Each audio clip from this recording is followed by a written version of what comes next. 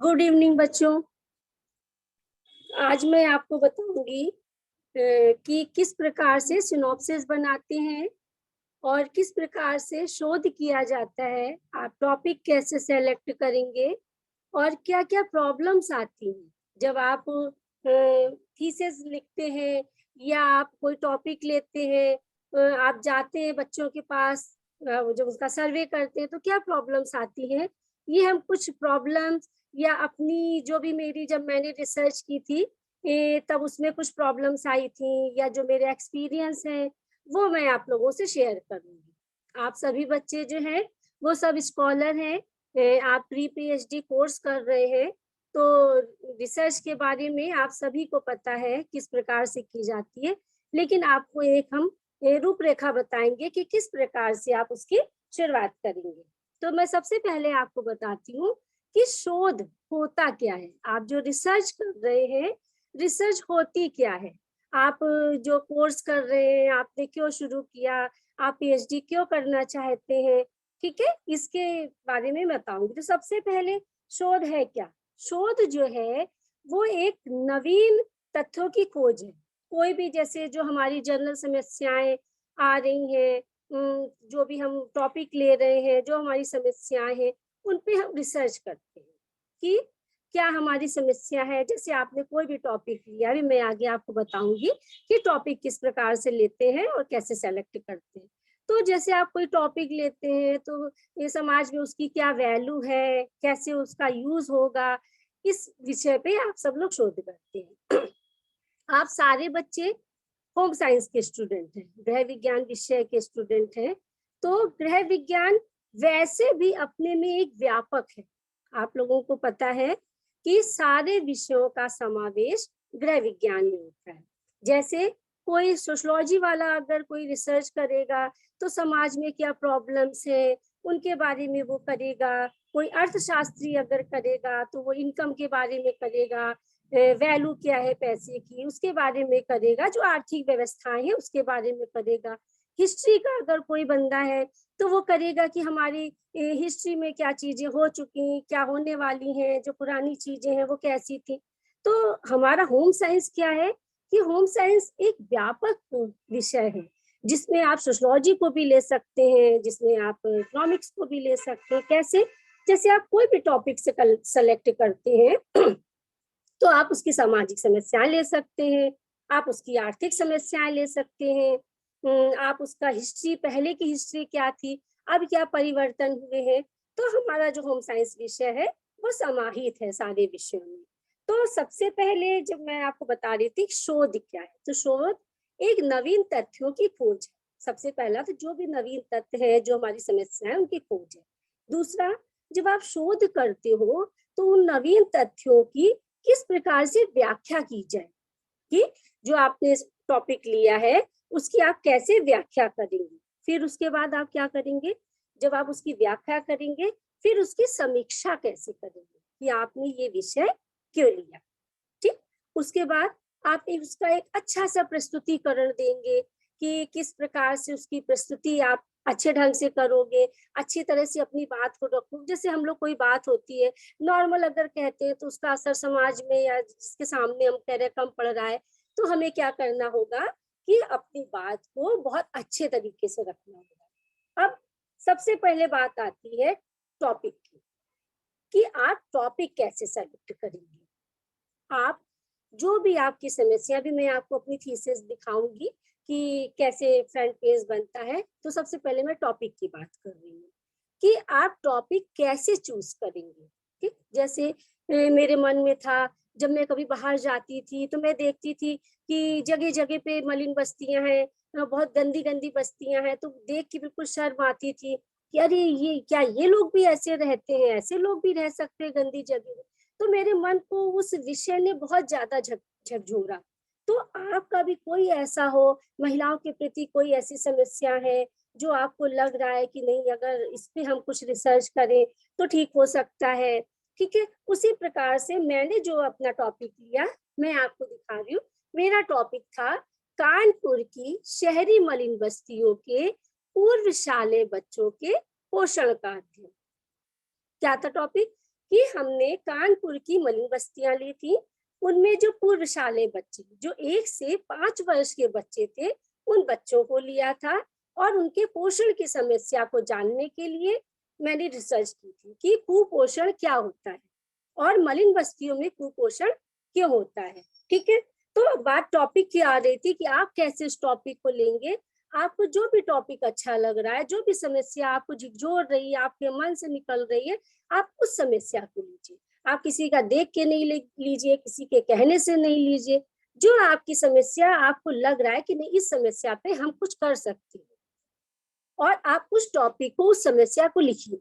उसके अकॉर्डिंग आप देखिए कि कहाँ कहाँ उसमें रिसर्च हुई है, कितने लोग उसमें कर चुके हैं। इस बात को जब आप ध्यान में रखेंगे तो उसके बाद आप अपने टॉपिक को लिखना शुरू करिए कि आपने जैसे जो समस्या ली, जैसे मैंने लिया मलिन बस्तियां, और कानपुर में मैं रहती थी तो मैंने कानपुर की ली। आप कहीं बाहर रह रहे हो तो आप कहीं बाहर की मलिन बस्तियां ले रहे हो तो आप वो ले सकते हैं, या कोई और समस्या हो आप उसको ले सकते हैं। एक विशेष बात आपको बतानी है कि टॉपिक कभी भी एक नहीं लेना चाहिए। जैसे आपकी समस्या अगर आप बच्चों पे न्यूट्रिशन पे लेना चाह रहे हो तो आप कई टॉपिक का सिलेक्शन करें, उसी के अकॉर्डिंग, मतलब आप उसी समस्या को लेके आप कई टॉपिक बनाइए। अगर आप एक टॉपिक बनाते हैं तो हो सकता है वो टॉपिक आपका रिजेक्ट हो जाए। जब आपकी मीटिंग होती है, जब आपकी सिनॉप्सिस अप्रूव्ड होती है, तो हो सकता है कि वो टॉपिक आपका अप्रूव्ड ना हो, फिर आपको समस्या आएगी। क्योंकि जब इंटरव्यू में, जब वहाँ मीटिंग में आपसे पूछते हैं कि आपने ये टॉपिक क्यों लिया, हो सकता है वो टॉपिक में पहले बहुत रिसर्च हो चुकी हो, उस टॉपिक की कोई वैसी वैल्यू ना हो, तो आपको अपने पास 3-4 टॉपिक रखने चाहिए। मैं आपको अपना एक्सपीरियंस बताती हूँ। मैंने 10 टॉपिक चूज किए थे।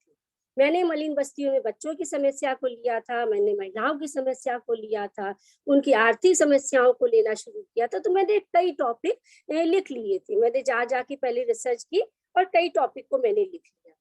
तो अब आप भी कई टॉपिक लीजिए। अगर आपका, मेरा तो एक ही बार में सेलेक्ट हो गया था, लेकिन इन केस अगर कोई प्रॉब्लम आती है तो आप तुरंत अपने दूसरे टॉपिक को उसमें लिख सकते हैं। फिर उसके बाद ये तो आपने टॉपिक सेलेक्ट कर दिया, फिर आप क्या करेंगे कि उसकी एक रूपरेखा बनाएंगे। रूपरेखा क्या होती है?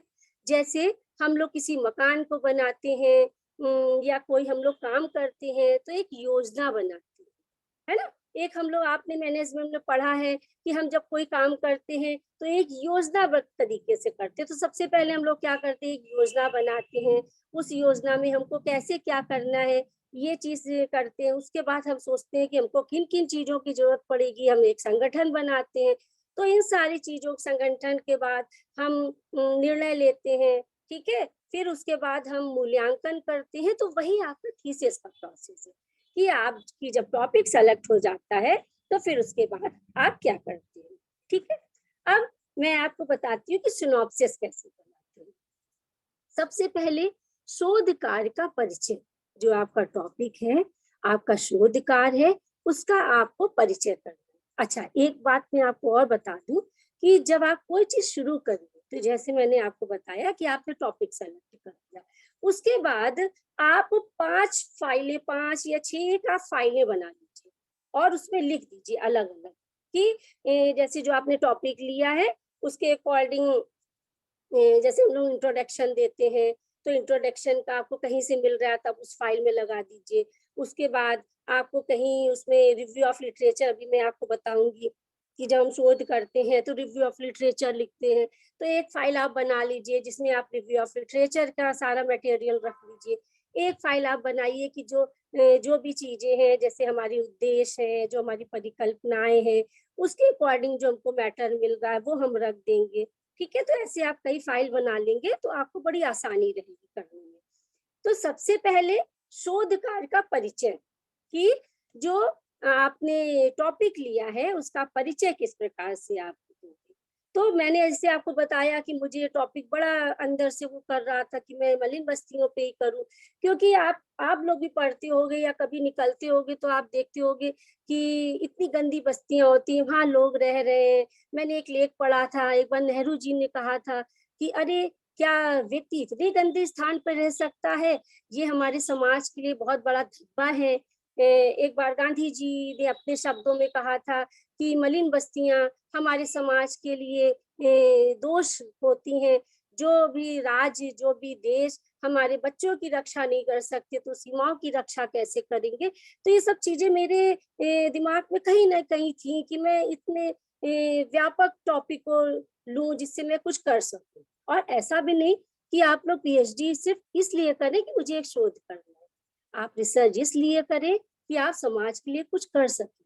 जैसे मैंने मलिन बस्तियां ली, अब मैं समाज में वहां जाती हूँ। मैंने करने के बाद भी आज भी मेरी पीएचडी करे हुए आज 10 साल हो गए हैं, फिर भी मैं उस टॉपिक को लेके कहीं भी कोई मैटर मिलता है तो मैं ले लेती हूँ, या मैं कहीं मलिन बस्तियां देखती हूँ तो वहां मैं जाती हूँ। मैं आगे आपको बताऊंगी, ठीक है। उसके बाद जो भी आपने टॉपिक लिया है, सबसे पहले आप उसका गहन अध्ययन करिए कि क्या आप ये टॉपिक सही है कि नहीं है। ये पॉइंट आप लिख भी सकते हैं, ठीक है। फिर उसके बाद जो आपने टॉपिक लिया, जैसे मैंने पहले बताया कि आप उसके कई साहित्य देखिए कि उसमें क्या रिसर्च हो चुकी है या किसने क्या क्या लिखा है। जरूरी नहीं रिसर्च हुई हो, उस टॉपिक के बारे में किसने क्या क्या लिखा है, इसका आप गहन अध्ययन करिए। फिर उस समस्या को पहचानिए। जैसे मैंने मेरी जो टॉपिक था, मैं आपको दिखा देती हूँ, ये है, आपको दिख नहीं रहा होगा, मैं स्क्रीन अभी शेयर करूंगी कि जो भी मेरा टॉपिक था कि उस समस्या को मैंने पहचाना, फिर उसका परिचय। आप जब सिनॉप्सिस बनाएंगे तो उस समस्या का परिचय देंगे। अब आप जाइए आप सिनॉप्सिस में। सिनॉप्सिस कैसे बनाएंगे? सबसे पहले जैसे मैंने बताया टॉपिक सेलेक्ट करेंगे, ठीक है। टॉपिक सेलेक्ट करने के बाद, ठीक है, मैं आपको भी शेयर करती हूँ।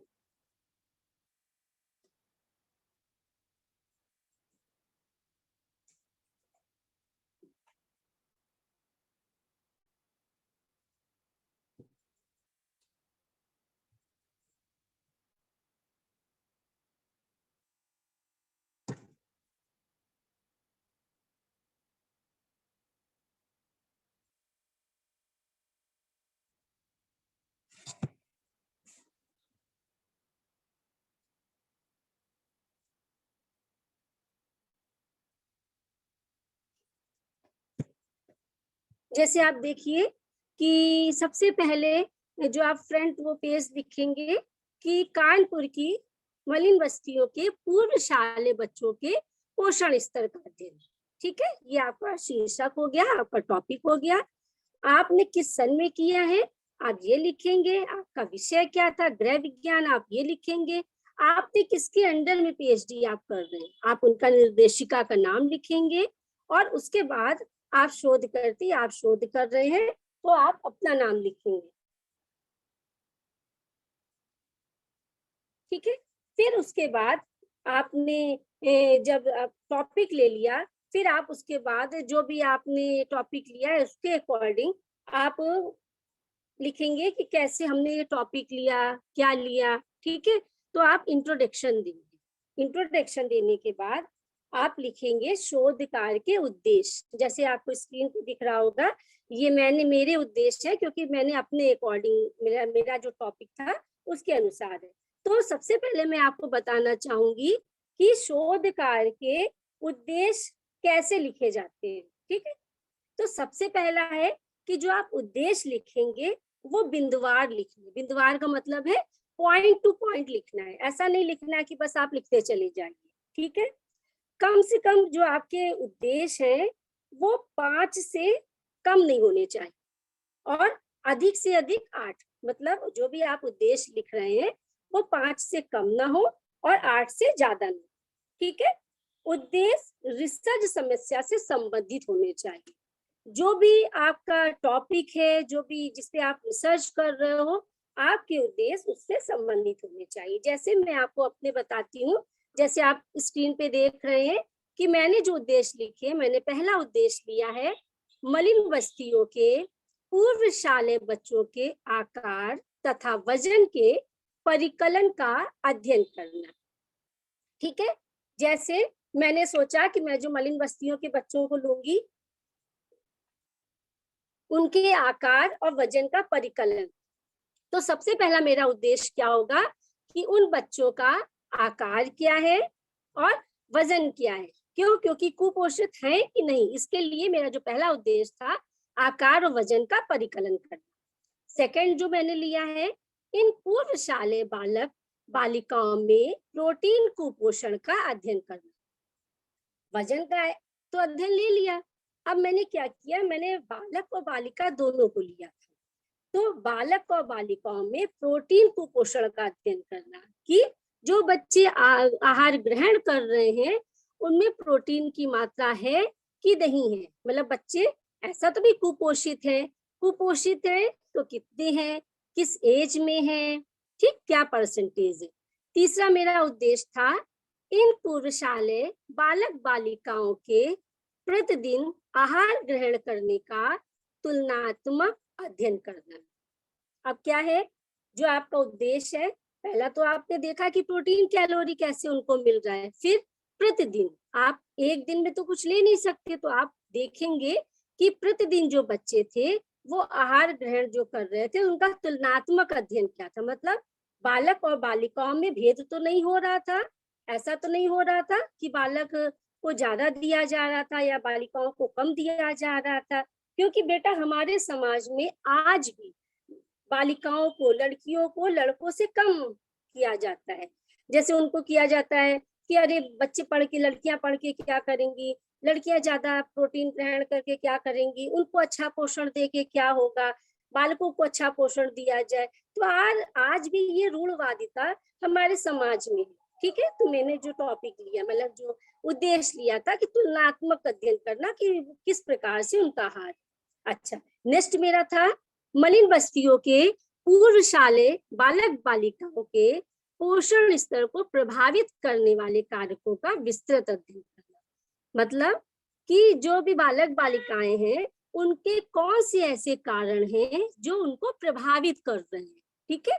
उसके बाद मेरा जो उद्देश्य था मलिन बस्तियों के पूर्वशालेय बालकों की माताओं की शिक्षा, पोषण तत्वों की जानकारी का अध्ययन करना कि जो मलिन बस्तियों में बालक बालिकाएं हैं उनकी माताओं की शिक्षा क्या है, उनको पोषण स्तर की जानकारी है कि नहीं है। कभी कभी बेटा क्या होता है कि अगर कोई शिक्षित नहीं होता, उसको पोषण तत्वों की जानकारी नहीं होती, तो वो अपने बच्चों को सही प्रकार से पोषण तत्व नहीं दे पाते। तो ये मेरा उद्देश्य था कि हम चीजों की, इस बातों की खोज करेंगे कि क्या मलिन बस्तियों में इस प्रकार का चीजें हैं, ठीक है।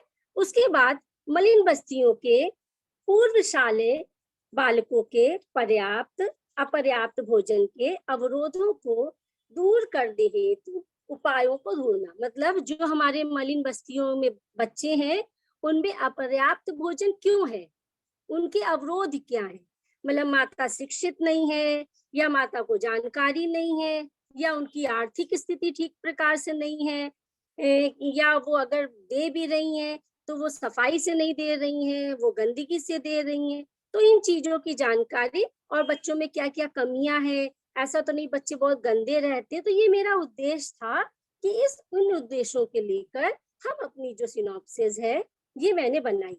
अब सिनॉप्सिस क्या होता है, जैसे मैंने आपको बताया, जब आप सिनॉप्सिस बनाते हो उसी का बेस आपकी थीसिस होती है। तो जब आपकी सिनॉप्सिस पास हो जाती है तब आप रिसर्च करना शुरू करते हो, ठीक है। तो ये उद्देश्य आपने रखे कि मैं ऐसा ऐसा करूंगी, जब मैं रिसर्च करूंगी तो मैं इन कार्यों को करूंगी। क्लियर बेटा? उसके बाद मैं करती हूँ, उसके बाद मैं आपको बताती हूँ परिकल्पना। जब आप उद्देश्य लिख लेंगे तो आप फिर उद्देश्य लिखने के बाद अध्ययन का पुनरावलोकन, मतलब जो भी रिव्यू ऑफ लिटरेचर, कि आप जो भी अध्ययन कर रहे हैं, आप जो विषय आपने लिया है, जो आपने टॉपिक लिया है, उसका पुनरावलोकन का मतलब है कि जो पहले रिसर्च हो चुकी है उससे संबंधित हम साहित्यों को पढ़ेंगे, गहन अध्ययन करेंगे, उन साहित्यों की सपोर्ट लेकर हम अपने रिसर्च को आगे बढ़ाएंगे, ठीक है। तो पहला पॉइंट मैंने लिया कि मैं क्या क्या साहित्य, कौन कौन से साहित्यों को रखूंगी, कि जैसे पहला मैंने लिया कि बच्चों की आहार, वस्तु ग्रहण मात्रा एवं आहार ग्रहण मात्रा से संबंधित साहित्य, क्या पहला पॉइंट है कि बच्चों की आहार वस्तु, कि बच्चे किस प्रकार से आहार ग्रहण कर रहे हैं और उनसे संबंधित साहित्य की कौन कौन, जैसे जो रिसर्च हुई है वो कौन कौन सी हुई है, उनका रिजल्ट क्या आया है, इन चीजों को हम ध्यान में रखेंगे। तो जैसे मैंने शुरू में आपको बताया था कि आप 5 फाइलें बना लीजिएगा। तो पहले में तो आपको जो भी मैटर मिल रहा है आपका इंट्रोडक्शन के, आपको इंट्रोडक्शन जो लिखना है तो आप वो रख लीजिए। उसके बाद जैसे मैंने आपको उद्देश्य बताया आप वो करके रख लीजिए। अब सबसे बड़ी जो फाइल बनेगी आपका अध्ययन का पुनरावलोकन। क्यों? क्योंकि जितने भी अध्ययन हुए हैं, आप लाइब्रेरी जाएंगे, जैसे अब तो आपके पास इंटरनेट है, जब मैंने शुरू किया था तब इंटरनेट का उतना साधन नहीं था, तो मैं बीएचयू गई थी, मैंने बीएचयू सेंट्रल लाइब्रेरी से ये अध्ययन किया, वहां से साहित्य निकाले। मैं कानपुर में मेडिकल कॉलेज है, गणेश शंकर विद्यार्थी मेडिकल कॉलेज, मैंने वहां से रिसर्च, मतलब वहां की जो साहित्य थे, जो रिसर्च हो चुकी थी, वहां से मैंने मैटर लिया। तो आप जहां से भी जो भी आपको मैटर मिल रहा है, आपको इंटरनेट के थ्रू मिल रहा है, आपको किसी बुक के थ्रू मिल रहा है, किसी जर्नल्स के थ्रू मिल रहा है, ठीक है, किसी की थीसिस के थ्रू मिल रहा है, तो आप उसको उस फाइल में रखते जाइए। ठीक है। फिर जैसे थर्ड मेरा था कैलोरी ग्रहण मात्रा से संबंधित साहित्य, कि बहुत से लोगों ने कैलोरी पे ही सिर्फ किया था कि बच्चों की कैलोरी मात्रा क्या है, उस पे मैंने जो साहित्य हमको मिले उसके अकॉर्डिंग में मैटर रखती गई। क्योंकि जब आप बेटा रिसर्च करते हो ना, तो आप जो रिसर्च कर रहे हो वो वर्तमान में कर रहे हो ना, कि वर्तमान में स्थिति क्या है।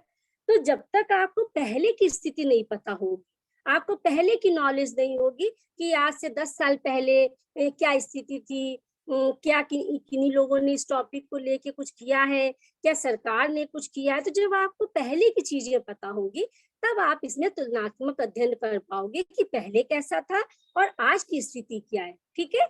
उसके बाद शरीर रचना से संबंधित बहुत सी जो रिसर्च हुई है वो शरीर रचना से संबंधित हुई है, तो आप उनके अकॉर्डिंग आप साहित्य करेंगे। ठीक है। तो इस प्रकार से आप अध्ययन का पुनरावलोकन करेंगे, जैसे बच्चे की आयु क्या है, जन्म क्रम क्या था, बच्चे का लिंग क्या था। ठीक है। फिर उसके बाद आपकी परिकल्पना क्या है।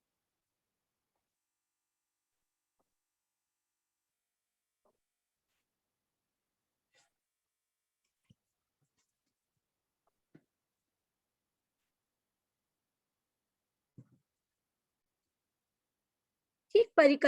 जैसे मैंने अभी आपको दिखाया, फिर मैं आपको बाद में बताऊंगी परिकल्पना। तो मैंने इसलिए वो चीजें जो मैंने आपको दिखाई, तो आप उस चीज को रख लेंगे अपने टॉपिक में। अब मैं आपको बताती हूँ कि क्या क्या परेशानियां आती हैं। कि आप जब रिसर्च करने जाते हैं, तो ये जो मेरा टॉपिक था वहाँ पढ़े लिखे लोग कम थे, तो मुझे कई परेशानियां आई। तो जब आप रिव्यू ऑफ लिटरेचर रख लेंगे कि पहले क्या था, हो सकता पहले तो और कम पढ़े लिखे हो, आज तो फिर भी हमारे पास टीवी है, हमारे पास रेडियो है, हमारे पास न्यूज़पेपर है, तो हमको समस्याओं के बारे में पता है, या कुपोषण क्या होता है ये हमको पता है। लेकिन आज से पहले जब मैंने रिसर्च की थी, उसके पहले लोगों को पता ही नहीं था कि कुपोषण क्या होता है। क्योंकि आप भी पेपर में पढ़ते होगे कि बहुत से बच्चे जो है वो कुपोषित होके मर जाते हैं। ठीक है। अच्छा, जो ये कुपोषण की समस्या है वो 1 से 5 वर्ष के बच्चों में ज्यादा होती है। क्यों होती है? क्योंकि जो बच्चा 0 से 1 वर्ष का होता है, जब शैशवावस्था में होता है, तो वो माँ के दूध पर डिपेंड करता है, तो उसको इतनी प्रॉब्लम नहीं होती, उसको प्रोटीन भी मिल रहा होता है, उसको कैल्शियम भी मिल रहा होता है। लेकिन जैसे बच्चा 6 माह का हो जाता है, जब वो खाने पे डिपेंड हो जाता है, जब बच्चा खाने पे डिपेंड होता है, तो वो क्या करता है कि जब उसको थोड़ा थोड़ा सा खाने को दिया जाता है, तो अगर हमको नॉलेज है तो हम उसको अच्छा खाने को देंगे, और नॉलेज नहीं है तो हो सकता है पता नहीं उनको किस प्रकार का खाने के दिया जाए, उनकी सफाई का ध्यान न रखा जाए। तो इन सब चीजों को देखना चाहिए। तो मैंने 1 से 5 वर्ष की आयु इसलिए ली बेटा, क्योंकि कुपोषण 1 से 5 वर्ष की आयु में ज्यादा पनपता है। आप पढ़ते होंगे या कब आपने देखा होगा कि 1 से 5 वर्ष की आयु का जो बच्चा होता है वो ज्यादा कुपोषित होता है। क्यों? क्योंकि ये जो 1 से 5 वर्ष की एज होती है, इसमें बच्चा बहुत तेजी से ग्रोथ कर रहा होता है, उसका शारीरिक विकास हो रहा होता है, उसका मानसिक विकास हो रहा होता है। तो अगर पोषण हम अच्छी प्रकार से उसको नहीं देंगे तो उसका विकास रुक जाए। अगर सही पोषण नहीं मिल रहा, पेट तो वो भर लेता है, लेकिन अगर सही पोषण उसको नहीं मिलता तो उसका विकास वहीं पे रुक जाएगा। इसलिए मैंने जो बच्चों का लिया 1 से 5 वर्ष लिया। ठीक है, तो आप उस प्रकार के जो साहित्य है उनका आप लिख अपनी फाइल में रख लेंगे। उसके बाद आपकी आती है परिकल्पना। परिकल्पना कैसे, जो भी आप रिसर्च कर रहे हैं, अभी मैं आपको परिकल्पना को बताऊंगी कि जो भी आप रिसर्च कर रहे हैं,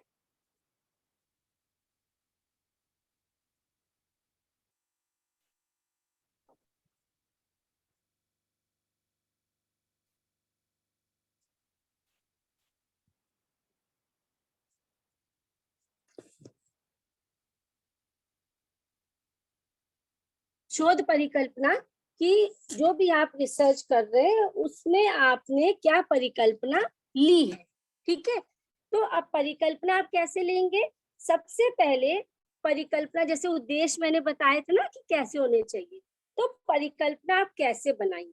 आप रिसर्च में पढ़ चुके हैं, परिकल्पना जो होती हैं वो कई प्रकार की होती हैं। जैसे मैंने अपनी रिसर्च में शून्य परिकल्पना को लिया है।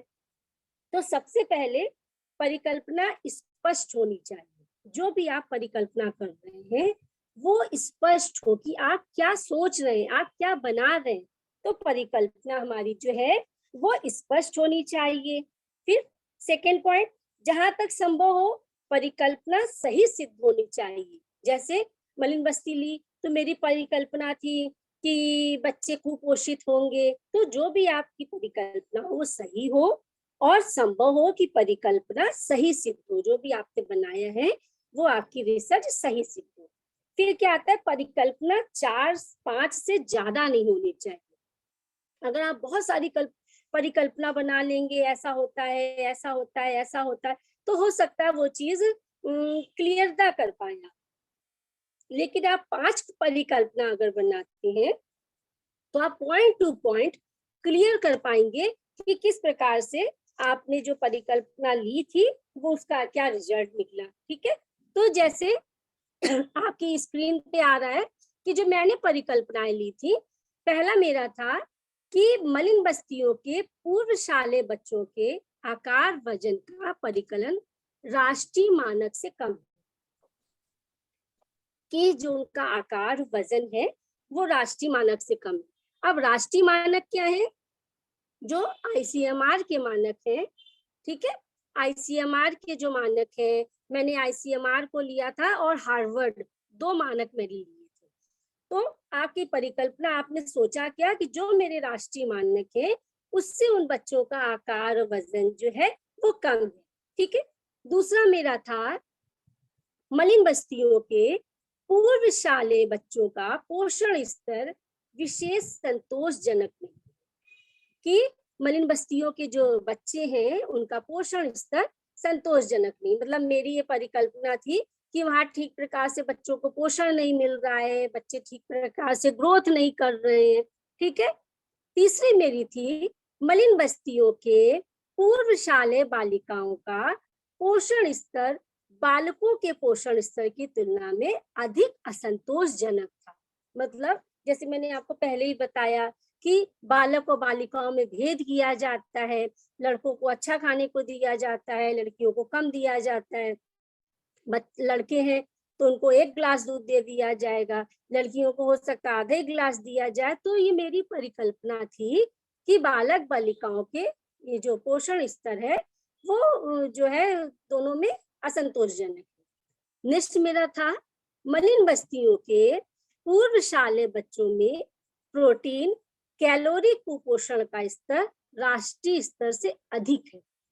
जो कुपोषण का एक स्तर होता है वो जो स्तर था वो राष्ट्रीय स्तर से अधिक है। मतलब जो एक मानक है कि ये बच्चे कुपोषित हैं, तो लेकिन मलिन बस्तियों के जो बच्चे हैं वो उस स्तर से, मेरे हिसाब से मेरी परिकल्पना थी कि हो सकता उस मानक से और ऊपर चले जाए।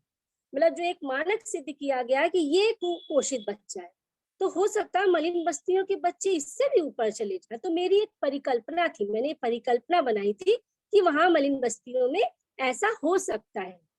फिर मलिन बस्तियों के पूर्वशाले बच्चों का पोषण स्तर विभिन्न सामाजिक, शैक्षिक एवं आर्थिक कारकों से प्रभावित हो रहा था कि वहाँ की जो सामाजिक स्थितियां थी वो ठीक नहीं थी, जो वहाँ की शैक्षिक स्थितियां थी, मतलब वहाँ के जो पेरेंट्स थे, माता पिता थे, वो पढ़े लिखे नहीं थे, या उनकी आर्थिक स्थिति अच्छी नहीं थी, या उनको उस चीज का ज्ञान नहीं था।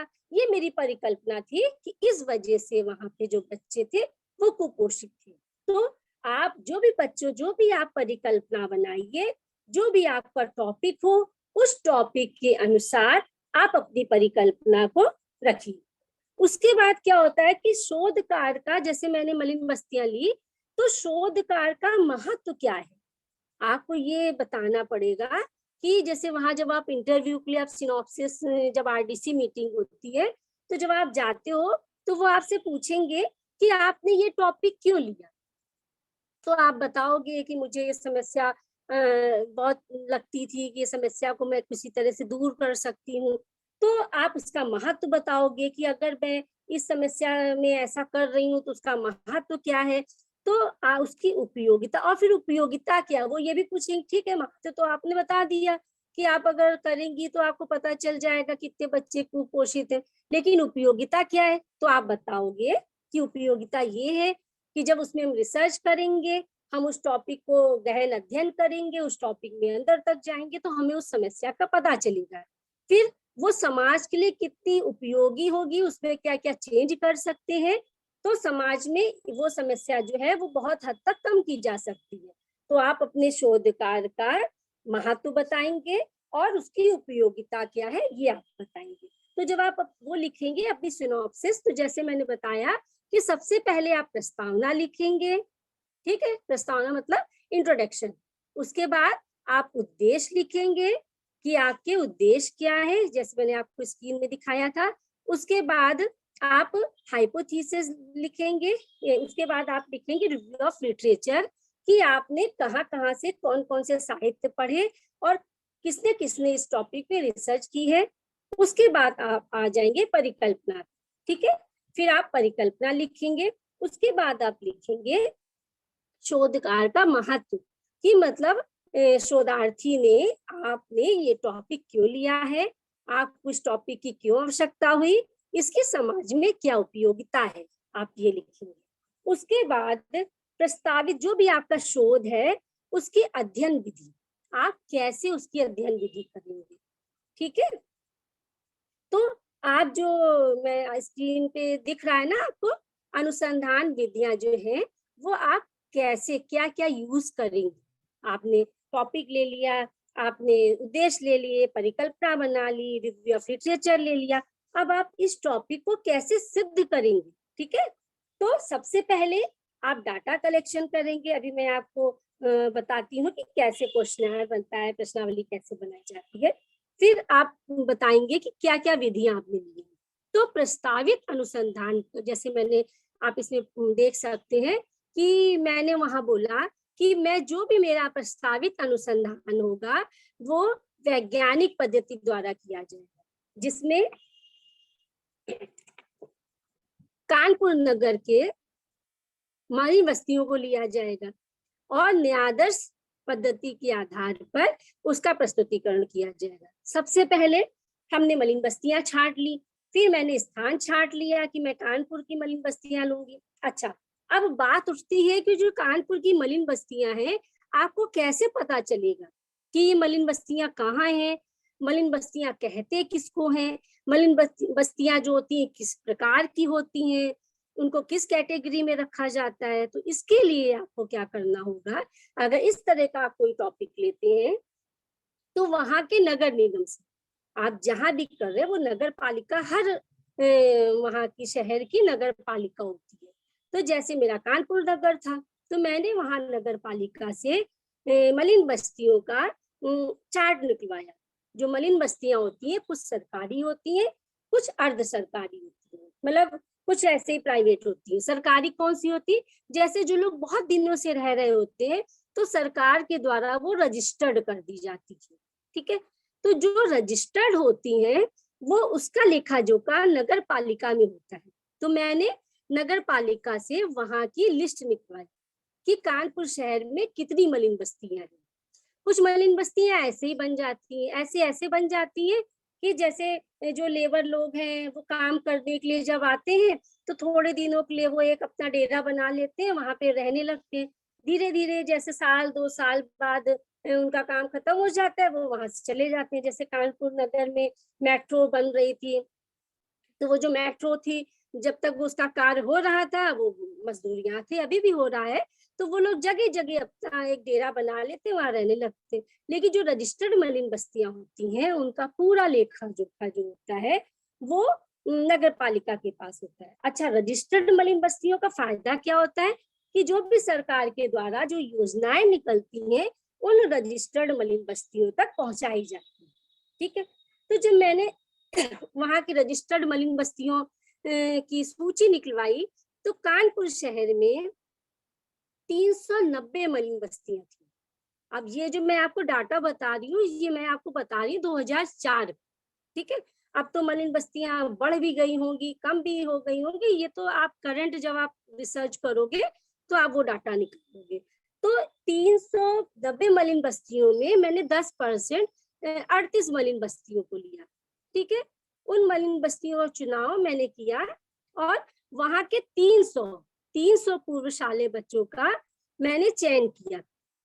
जो 300 पूर्वशाली बच्चों का मैंने चयन किया, फिर उनका मैंने क्या किया कि उन बच्चों को अध्ययन सर्वेक्षण के लिए एक प्रश्नावली बनाई, अनुसूची करी, साक्षात्कार किया कि किस प्रकार से हम उनकी समस्याओं को जान सके और उनकी समस्याओं को कम किया जा सके। उसके बाद उनकी माताओं से मैंने साक्षात्कार करके पूछा कि आप बच्चों को किस प्रकार से खाने को देती हैं, कैसा उनका पोषण है। तो उसके लिए 24 घंटे, आप देखिए स्क्रीन पे है, 24 घंटे भोजन याददाश्त विधि कि 24 घंटे में बच्चे ने क्या खाया, ये पूरा एक चार्ट बनाया। फिर ये तो मैंने माँ के द्वारा पूछा। उसके बाद वो इंची टेप ले जाकर उनकी हाइट क्या है, उनका वेट क्या है, वेट मशीन से उनका आर्म होल का, उनका सर का नाप करके मैंने पता लगाया कि जो बच्चे हैं वो किस प्रकार के, कुपोषित हैं कि नहीं है, उनके बसूड़े कैसे हैं, उनके दांत कैसे हैं, उनके बाल कैसे हैं, उनकी स्किन कैसी है। तो ये आप सिनॉप्सिस में बताएंगे कि मैं इन चीजों से उन बच्चों का परीक्षण करूंगी। ठीक है, उसके बाद आपने डाटा कलेक्शन कर लिया, अब आप करेंगे सांख्यिकी विश्लेषण। कि जब आपने डाटा कलेक्शन कर लिया तो आप किस विधि से आप निकालेंगे। तो जैसे मैंने जो लिया था सांख्यिकी विश्लेषण कि मैंने मध्यमान का किया था कि मैं मध्यमान के द्वारा, मीन के द्वारा मैं अपने रिसर्च में जो मेरा डाटा कलेक्शन है उसको निकालूंगी। मैंने मानक विचलन लिया था जिसमें HD का किया था, और मैंने टी परीक्षण, बहुत से परीक्षण होते हैं लेकिन मैंने टी परीक्षण लिया था। टी परीक्षण क्या होता है कि टी परीक्षण जहाँ कम सैंपलिंग होती है, जहाँ छोटे आपकी सैंपलिंग होती है, वहां टी परीक्षण लगाया जाता है। तो और तुलनात्मक अध्ययन किया जाता है। सॉरी, टी परीक्षण से तुलनात्मक अध्ययन किया जाता है। तो मैंने अपनी रिसर्च में टी परीक्षण का इस्तेमाल किया, यूज किया। फिर है कि उनका विश्लेषण और व्याख्या। उसके बाद लास्ट में जो आपका आएगा, जब आपने परीक्षण कर लिया फिर उसका क्या रिजल्ट निकला, तो आप उसकी व्याख्या करेंगे और उसका विश्लेषण करेंगे। तो ये आपकी सिनॉप्सिस होगी।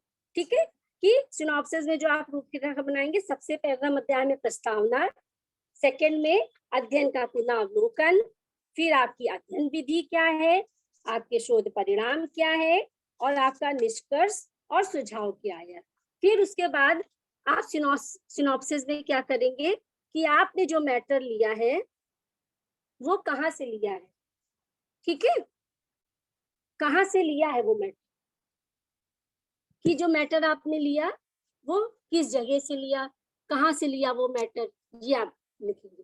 तो जैसे आपने किसी बुक से लिया, या आपने किसी न्यूज़पेपर से लिया है, या आपने किसी सिनॉप्सिस से लिया है, ठीक है, किसी की रिसर्च से लिया है, तो आप वो लिखेंगे, तो आपका पूरी एक सिनॉप्सिस ये कंप्लीट हो जाएगी। ठीक है, अब आती है बात, ये आपकी सिनॉप्सिस होगी। मैंने आपसे कहा था मैं अभी आपको बताऊंगी कि प्रश्नावली कैसे बनाई जाती है। ये आपकी जब सिनॉप्सिस अप्रूव्ड हो जाएगी, आप ये पूरा इस तरह का जब एक लेखा बना लेंगे, जब आपकी आरडीसी मीटिंग होगी तो आपकी सिनॉप्सिस अप्रूव हो जाएगी, फिर आप शोध कार्य करने लगेंगे। तो सब फिर वही फाइलों का आ जाएगा जो मैंने आपको बताया था, 5 फाइलें बना लीजिएगा। तो जो जो मैटर आप इकट्ठा करो, जो आप अपनी रिसर्च कर रहे हो, तो सबसे पहले आपको क्या करता है, सारा मैटर कलेक्ट करना है। और आप ये मत सोचिए कि जब मेरा सारा मैटर कलेक्ट हो जाएगा तब हम लिखना शुरू करेंगे, नहीं, आप धीरे धीरे लिखना शुरू कर दीजिए, क्योंकि आप एकदम से जब लिखना शुरू करेंगे तो आप परेशान हो जाएंगे। तो जैसे आप मैटर अलग अलग आप कर लीजिए, उसके बाद आपको प्रस्तावना जो लिखनी है तो आप थोड़ा सा लिखना शुरू कर दीजिए। ठीक है, फिर मैं आपको बताती हूँ कि प्रश्नावली कैसे बनाई जाती है। इस प्रकार से मैं आपको फिर इसकी फोटो भेज दूंगी, शेयर कर दूंगी, कि प्रश्नावली बनाने के लिए आपको ये ध्यान रखना है कि जो भी आपका टॉपिक है, तो जो हम प्रश्नावली बना रहे हैं उसमें सब कुछ आ जाए। अब उनकी समस्याएं भी आ जाए, तो क्या क्या वो कर रहे हैं ये भी आ जाए। तो सबसे पहले हम डिवाइड कर लेते हैं, कुछ हम साधारण क्वेश्चन रखते हैं, कुछ हम विशिष्ट क्वेश्चन रखते हैं। अच्छा, अगर आपका टॉपिक है कि कोई पढ़ा लिखा है, जैसे आप बड़े बच्चों पे कर रहे हैं, तो वो जो आपका प्रश्नावली है वो खुद भर देते हैं। लेकिन जब आपका छोटे बच्चों का, जैसे मेरा टॉपिक था 1 से 5 वर्ष का, तो जो छोटे बच्चे हैं वो तो नहीं भर सकते, और उनकी माताएं भी अगर पढ़ी लिखी नहीं है, तो क्या करना होगा, उनका साक्षात्कार लेकर उनसे इंटरव्यू करके मुझे खुद भरना होगा। तो सबसे पहले सामान्य सूचनाएं, आपका जो प्रश्नावली बनेगी तो उसमें आप टॉपिक लिखेंगे, फिर आप उसमें लिखेंगे सामान्य सूचनाएं। सामान्य सूचनाओं में क्या आ जाएगा कि मलिन बस्ती का नाम। अच्छा, मैंने आपको बताया था कि मैंने वहां से मलिन बस्तियों की लिस्ट निकाली थी, तो 390 निकली। तो मैंने अपने अकॉर्डिंग, मतलब पूरे कानपुर क्षेत्र को मुझे लेना था, तो मैंने उस 38 मलिन बस्तियों का चयन किया। उन 38 मलिन बस्तियों को आप राइट कर, मतलब अपनी कॉपी में लिख लीजिए कि मुझे यहाँ यहाँ जाना है। ठीक है, फिर जब आप प्रश्नावली बनाएंगे तो सबसे पहले सामान्य प्रश्न, सामान्य प्रश्न में मलिन बस्ती का नाम क्या है, जो इससे आप उत्तर ले रहे हैं, उस उत्तरदाता का नाम क्या है, उसकी आयु क्या है, फिर बच्चे से उसका संबंध क्या है, उसकी माँ उत्तर दे रही है कि उसकी दादी दे रही है, क्या उसके फादर दे रहे, जो भी, मतलब जो भी उत्तर दे रहा हो, उसका बच्चे से संबंध क्या है।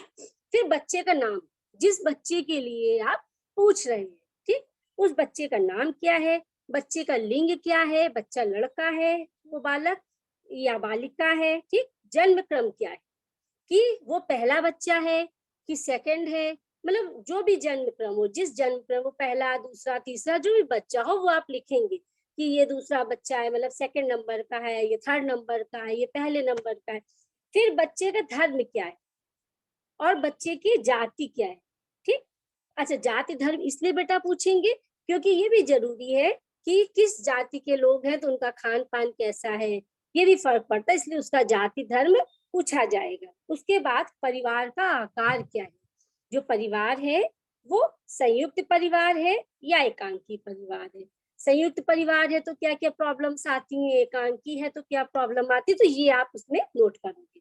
उसके बाद परिवार के सदस्यों की संख्या, जो परिवार के सदस्य हैं उसमें 6 सदस्य रहते हैं कि 5 सदस्य रहते हैं, ये आप लिखिए।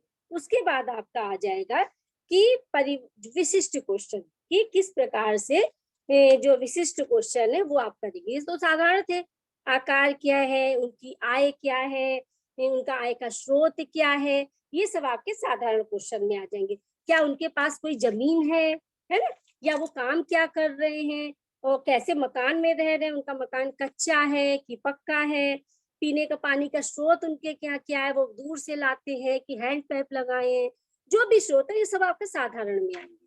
फिर आप लिखोगे विशिष्ट क्वेश्चन। अब विशिष्ट में क्या आएगा, ये तो साधारण जानकारी थी, मेन जानकारी आपको क्या चाहिए, पोषण। तो विशिष्ट में आप क्या लेंगे कि सबसे पहले जो भी क्वेश्चन आपका वो पूछ रहे हैं कि आपको क्या पोषण की जानकारी है, जो भी हमको उत्तर दे रहा है उससे हम पहला क्वेश्चन पूछेंगे। सॉरी, कि क्या आपको पोषण की जानकारी है, तो वो बोलेंगे हाँ है। तो आप सेकंड क्वेश्चन क्या लिखेंगे, ये अगर आपको पोषण की जानकारी है तो क्या है, प्रोटीन क्या होता है, कैलोरी क्या होता है, मिनरल्स क्या होते हैं, विटामिन क्या होते हैं, तो ये आप ऐसे लिख लोगे। और उनको जो भी पता होगा, उनको प्रोटीन के बारे में पता है तो आप टिक लगा लोगे, कैलोरी के बारे में पता है तो आप टिक लगा लोगे। ठीक, उसके बाद जैसे उन्होंने बताया कि मैं प्रोटीन के बारे में पता, तो आप पूछोगे कि प्रोटीन के स्रोत क्या है, आपको कैसे मालूम कि इस चीज में प्रोटीन है। फिर प्रोटीन के बारे में जानकारी है तो कौन सी प्रोटीन अच्छी होती है, कौन सी प्रोटीन बुरी होती है, इस प्रकार के क्वेश्चन आप लिखोगे। आपको टॉपिक जिस प्रकार को, ये तो मैं अपने टॉपिक को, अपनी बातों को शेयर कर रही हूँ, आप जो भी टॉपिक लेंगे उसके अकॉर्डिंग आप क्वेश्चन बनाएंगे। ठीक है, उसके बाद आप पूछेंगे कि आपकी मासिक आय क्या है, आप कितना कमा लेते हैं, कितना आप खाने पे खर्च करते हैं, किस प्रकार से करते हैं, ये आप बताइए। अच्छा, मैं इसमें बहुत अच्छी बात आपको बताऊं कि ये मेरा एक्सपीरियंस है कि जैसे किसी पढ़े लिखे व्यक्ति से अगर आप पूछते हो तो वो आपको बोल देगा कि नहीं, हाँ ठीक है, वो उसको पता है कि आप रिसर्च कर रहे हो तो सारी जानकारी आपको दे देगा। लेकिन यहाँ क्या है, यहाँ तो पढ़े लिखे नहीं है, उनको क्या लग रहा कि पता नहीं कौन आया है जो मेरी सारी जानकारी ले रहा है, तो वो आपको जानकारी नहीं देंगे। वो जानकारी देने में घबराएंगे, उनको लगेगा अगर हम सही अपनी इनकम बता देंगे तो ऐसा ना हो उनको सुविधाएं ना मिले, तो ये सब प्रॉब्लम आती है। अगर आप इस तरह का टॉपिक लेते हैं तो ये प्रॉब्लम आती है। तो ये प्रॉब्लम मेरे साथ भी है। तो मैंने क्या किया कि जब ये प्रॉब्लम आई तो मैंने सोचा अब मैं क्या करूं। तो मैंने क्या किया कि वहां के जो सभासद थे, मैंने उनसे पूछा कि जो मलिन बस्तियां हैं वहां मैं कैसे जा सकती हूँ, कैसे बात कर सकती हूँ। तो जैसे हर जगह आप देखते होंगे मोहल्ला होता है या जो भी एरिया होता है, वहां कुछ विशिष्ट लोग होते हैं जिनकी बात उस एरिया के सारे लोग मानते हैं। हर जगह ऐसा होता है। तो मलिन बस्तियों में भी दो चार विशिष्ट लोग थे। तो मैं वहां गई, तो मैंने उनसे पूछा, तो उन्होंने कहा ठीक है तुम आ जाना, हम करा देंगे तुम्हारा काम। तो ये प्रॉब्लम्स बेटा आती हैं कि अगर आप ऐसी जगह अगर जा रहे हैं तो ये प्रॉब्लम का सामना करना पड़ता है। क्योंकि मुझे बहुत करना पड़ा था पहले। तो मैं जब मलिन बस्तियों में जाती थी तो मुझे भगा दिया जाता था, मुझे कहा जाता था अरे नहीं मुझे कोई जानकारी नहीं दी, मुझे नहीं बताना मेरा बच्चा क्या खा रहा है। तो आप, मैंने फिर इस तरह का रास्ता निकाला। तो रास्ता तो आप ही को निकालना है क्योंकि रिसर्च आप कर रहे हो। तो जो भी टॉपिक आपका है उसके अकॉर्डिंग आप करोगे। फिर क्या हुआ कि मैं वहां के जो विशिष्ट लोग थे उन्होंने समझाया कि नहीं ऐसी बात नहीं है, ये तुम्हारे बच्चों के लिए अच्छा सोच रही है, अगर कोई कमी होगी तो ये उसको पूरा करेंगी, सरकार से बोलेंगी कि यहाँ बच्चे ऐसे, मतलब इस तरह की जब उनको बातें समझाई गई तब वो जो है वो तैयार हुए अपनी बातों को कहने के लिए। तो मैंने जो सेकंड विशिष्ट क्वेश्चन बताए थे उसमें आप ये लिखेंगे। उसके बाद आप तीसरा भाग, तीसरे भाग में कि जो माताएं हैं वो बच्चों को कितनी एज तक दूध पिला रही है। जो पढ़ी लिखी नहीं होती हैं, उनको जानकारी नहीं होती है, तो हो सकता है 2 साल 3 साल तक वो अपना दूध पिला रही होती, तो पोषण नहीं मिल पाता, वो भी कमजोर होती है। ठीक, फिर वो दिन में कितनी बार उनको खाने को दे रही है और क्या क्या दे रही है, ये आप उनसे पूछेंगे तो ये आप क्वेश्चन लिख लेंगी। उसके बाद जब आप उनसे, मेरे साथ जो प्रॉब्लम आई थी या सबके साथ आएगी, कि जब आप किसी से पूछेंगे कि आप आज आपने कितने ग्राम क्या खाया, तो जो पढ़ा लिखा भी व्यक्ति होगा ना वो जल्दी नहीं बता पाएगा कि हमने कितनी कैलोरी ली, कितने ग्राम प्रोटीन लिया, ये नहीं बता पाएंगे। तो ये प्रॉब्लम उनके साथ भी थी। तो उसके लिए जब उनसे पूछ रहे थे कि आप अपने बच्चे को दूध क्या दे रहे, तो कहती थी इतना दे रहे। तो उसके लिए मैंने कुछ रास्ता निकाला, वो मैं आपको दिखाती हूँ कि मैंने कुछ इस तरह के, ये मेजरमेंट ग्लास होते हैं बेटा, आप लोग ने भी पढ़े हो, देखे होंगे। ठीक है, ये मेजरमेंट ग्लास होते हैं, ये जैसे 150 ग्राम का है। जो नीचे वाली आपको लाइन दिख रही है ये 50, इसके बाद 100, उसके बाद 150। तो मैं इस तरह के ग्लास ले जाती थी वहां पूछने के लिए। इस तरह के आपने ये देखो, ये स्पून देखे होंगे। जैसे ये मेरा जो स्पून है ये मेरा 50 ग्राम का है। ठीक, ये इस तरह की मैं कटोरियां ले जाती थी, जैसे ये छोटी, फिर ये उससे बड़ी कटोरी है ना, फिर ये उससे बड़ी कटोरी। तो मैं इस प्रकार की कटोरियां ले जाती थी। उसके बाद स्पून भी बहुत होती है, अब कोई छोटे से खा रहा है तो मैं उनको स्पून दिखाती थी कि आप कितना बड़ा स्पून ले रहे हैं, कि आप ये वाला ले रहे हैं साइज, कि आप ये ले रहे हैं, कि आपके घर में किस साइज का स्पून है, जो बच्चे खाना खा रहे हैं वो किस स्पून से खा रहे हैं, ठीक। जिससे उनको पता चल जा रहा था कि बच्चे कितने ग्राम क्या क्या ले रहे हैं। अच्छा, अब ये तो लिक्विड चीजें होंगी कि जैसे उन्होंने दूध बताया कि हम इतना दे रहे थे, तो हम उनसे पूछते थे कि आप ग्लास में डाल के हमको बताइए आपने कितना दिया, फिर हम इसमें डाल लेते थे, फिर हम मेजरमेंट कर लेते थे कि 50 ग्राम दिया, कि 25 ग्राम दिया है, या 100 ग्राम दिया है, तो दूध को हम देख लेते थे। तो उसमें हम नोट कर लेते थे कि इन्होंने 100 ग्राम दिया या 25 ग्राम दिया, ठीक है। कटोरी के अकॉर्डिंग, जैसे 50 ग्राम का था तो जो दाल बनी, जो दाल होती है सूखी तो दी नहीं जाती है, तो जैसे 50 ग्राम दाल, अब वो जब बनाई जाएगी तो उसमें पानी पड़ेगा, तो किस कटोरी में वो आ रही है, तो पहले मैं उनसे दाल पूछती थी कि आपने दाल कितनी डाली, फिर आपने उसमें पानी कितना डाला, फिर मैं उसको वैसे मेजर करके मैं लिख लेती थी। तो ये चीजें जो आती, फिर अब रोटियों पे आ जाइए, ये तो वो लिक्विड चीजें बता रही थी। उसके बाद मैं उनसे पूछती थी कि आप रोटी कितनी बड़ी देते हैं, तो कहती थी इतनी बड़ी, कोई कहता था इतनी बड़ी। अब उसके लिए मैंने क्या किया, जो नॉर्मल हम लोगों की रोटी होती है, हम लोग 25 ग्राम या 35, मतलब 25 ग्राम की रोटी लेते हैं या 20 ग्राम की लेते हैं, वो लोग थोड़ी बड़ी रोटी लेते हैं तो उनका 35 ग्राम आ जाता है, ठीक है। तो मैं छोटी छोटी सी लोइयां, क्ले जो होता है ना, क्ले की छोटी सी लोइयां बना लेती थी। वो उसने कि जैसे इतनी छोटी है तो 25 ग्राम आ जाएगी, उससे थोड़ी बड़ी बनाती थी कि 35 ग्राम आ जाएगी। अब बहुत कभी कभी क्या होता है, वो लोग बड़ा सा पराठा एक बना देते थे, तो मैंने 50 ग्राम का भी ले रखा था, तो 3 लोइयां मैं उनको दिखाती थी। और मैं उनसे जब पूछती थी, जब अपना क्वेश्चनर रखती थी, तो मैं उनसे पूछती थी कि अच्छा आप बताइए पूरे दिन में आपने क्या दिया, तो बोलती थी मैं क्यों बताऊं, मेरे बच्चे की नजर लग जाएगी, है ना। तो ये सब प्रॉब्लम आती। फिर वो मुझे बताती थी कि सबसे पहले जो हमारे बच्चे हैं वो दूध ले रहे हैं, सुबह सुबह दूध तो नहीं लेते थे, सबसे पहले बच्चे चाय लेते थे। मैंने कई जगह देखा, मैं जब उसमें लिखती थी तो चाय जीरा, चाय जीरा, फिर मैं सोचती थी कि जीरा क्या है, फिर मैंने उनसे पूछा कि सारे बच्चे क्या एक जैसा नाश्ता करते हैं पूरे एरिया में, तो उन्होंने बताया कि नहीं, यहाँ पे एक वो बेचने वाला आता है जीरा, वो ना बिस्किट होता है बेटा, तो बच्चों को पैसे दे दिए जाते थे और बच्चे क्या करते थे, बस सुबह वो जीरा ले आते थे और चाय ले लेते थे, वो खा लेते थे। उसके बाद फ्रूट्स में पूछती थी कि क्या बच्चे फ्रूट्स खा रहे हैं, तो बोलती थी हाँ फ्रूट्स भी ले रहे हैं। लेकिन होता क्या था बेटा, जो खुले वाले फ्रूट्स आते थे, जैसे जो ठेले पे आ रहे हैं उसमें मक्खियां भिनक रही हैं, बच्चे वो वाला फ्रूट्स खाते थे, तो उससे क्या होता था कि उनकी जो ग्रोथ थी बढ़ नहीं रही थी, बच्चे बीमार बहुत थे। अच्छा, जब हमने मेजर किया बच्चों को तो उनका वेट भी कम था।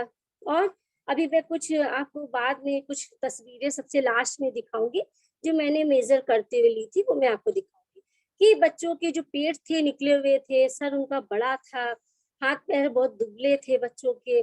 तो ये मैंने मेजर किया, तो मैं इंची टेप लेके जाती थी, वेइंग मशीन लेके जाती थी, बच्चों को खड़ा करती थी उसमें, और पूरा जैसे जो भी एक बच्चे का लिया तो ऐसे क्वेश्चन में मैं लिखती थी उसका वेट इतना है, फिर उसका वजन इतना है, इस तरह का मैं पूरा एक बना लेती थी।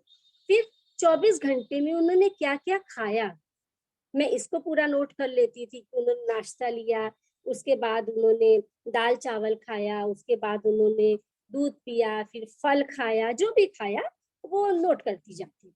अच्छा, अब 300 बच्चों का मैंने नोट कर लिया, मैंने जो क्वेश्चनर बनाई थी, प्रश्नावली बनाई थी 300 बच्चों की, मैंने नोट कर लिया। अब प्रॉब्लम क्या आएगी कि आप उसके आंकड़े कैसे निकालेंगे, जैसे मैंने आपको बताया सिनॉप्सिस में कि मैंने न्यायादर्श पद्धति अपनाया था और मीन मीडियम के माध्यम से मैंने निकाला था, ठीक। मैंने कोरिलेशन किया था, टी परीक्षण किया था। तो अब आप बनाएंगे कैसे, आजकल तो बेटा सॉफ्टवेयर चल गए कि आप अपना डाटा उसमें डालते हो वो निकल आता है, लेकिन उसके लिए आपको क्या करना होगा, आप 300 जो आपके ये क्वेश्चनर जो है आपके, ये 300 पूरे पूरे हैं। अब आप एक एक बच्चे का तो पलटोगे नहीं, तो इसके लिए सबसे ज्यादा जरूरी है एक मास्टर प्लान।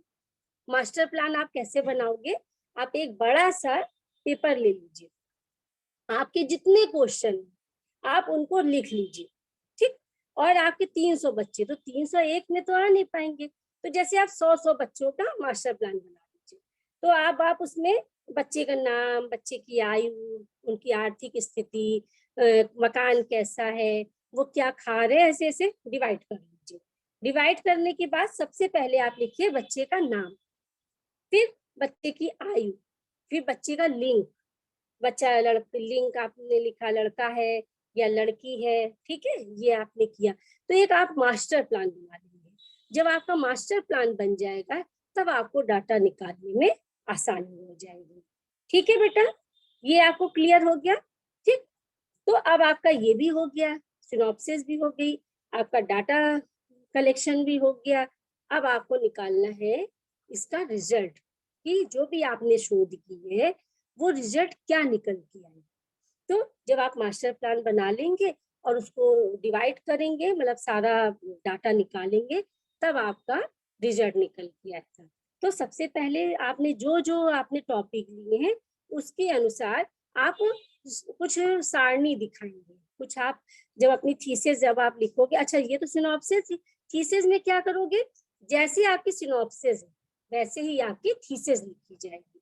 थीसिस में सबसे पहले इंट्रोडक्शन, ठीक, उसके बाद समस्या कि आपने ये समस्या क्यों ली, मतलब इस टॉपिक में की समस्या क्या है, इस टॉपिक का महत्व क्या है।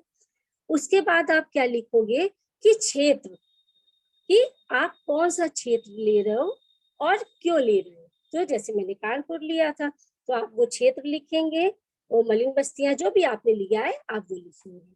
उसके बाद रिव्यू ऑफ लिटरेचर आपका आएगा, कि सिनॉप्सिस में तो आपने मुश्किल से 10 या 15 रिव्यू ऑफ लिटरेचर दे दिए थे, लेकिन जब आप थीसिस लिख रहे हैं तो एक बड़े पैमाने पे आप रिसर्च कर रहे हैं, तो रिव्यू ऑफ लिटरेचर भी आपके ज्यादा होने चाहिए। तो जैसे मैंने आपको पॉइंट दिखाए थे कि कैलोरी का, वेट का, आकार का, ठीक, भोजन का, विटामिन ए का, तो आपने जो भी रिव्यू आप लिए हैं उसकी भी देखिए, जो मैंने 5 फाइलें शुरू में बताई थी, अब आप क्या करेंगे, रिव्यू ऑफ लिटरेचर की अलग फाइलें बनाएंगे। रिव्यू ऑफ लिटरेचर में आकार के अनुसार क्या क्या शोध हुए हैं, कैलोरी के अनुसार क्या क्या शोध हुए हैं, विटामिन के अनुसार क्या क्या शोध हुए हैं, तो सबकी अलग अलग रखिए। क्यों? क्योंकि आपकी जो थीसिस है वो लेंदी है, वो बड़ी व्याख्यान है, ये आपकी सिनॉप्सिस नहीं है। ठीक, तो आप सारे जो रिव्यू ऑफ लिटरेचर है वो आप नोट करेंगे। फिर आपका रिव्यू ऑफ लिटरेचर जब हो जाएगा तब आपकी परिकल्पना,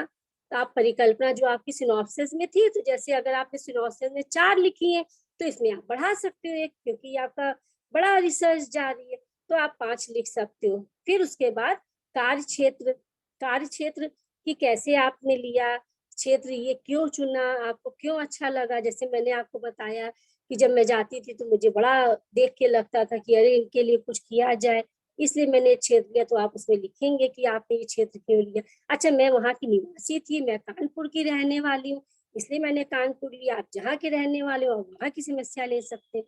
ठीक है, उसके बाद आपका आएगा रिजल्ट, कि नहीं, उसके बाद आप जो भी आपने वो डाटा जो भी निकाला है तो उसको आप तालिका के माध्यम से दर्शाएंगे कि क्या क्या है।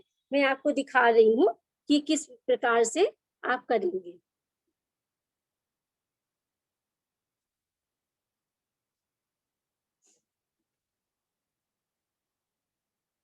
ठीक है, तो किस प्रकार से आप डाटा को करेंगे।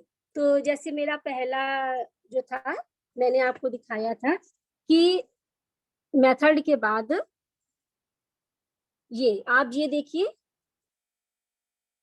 ये जो आपका स्क्रीन शेयर हो रहा है, ये मैंने वहां की भौगोलिक स्थिति ली थी। जैसे जो आपने एरिया लिया है वहां की भौगोलिक स्थिति क्या है, क्षेत्रफल क्या है, वहां का घनत्व क्या है, वहां की जनसंख्या कितनी है, पुरुषों की जनसंख्या कितनी है, स्त्रियों की कितनी है, ठीक, वहां मलिन बस्तियां कितनी है, कितने व्यक्ति पढ़े लिखे हैं। तो ये डाटा मेरा बेटा पहले का है, ये देखिए।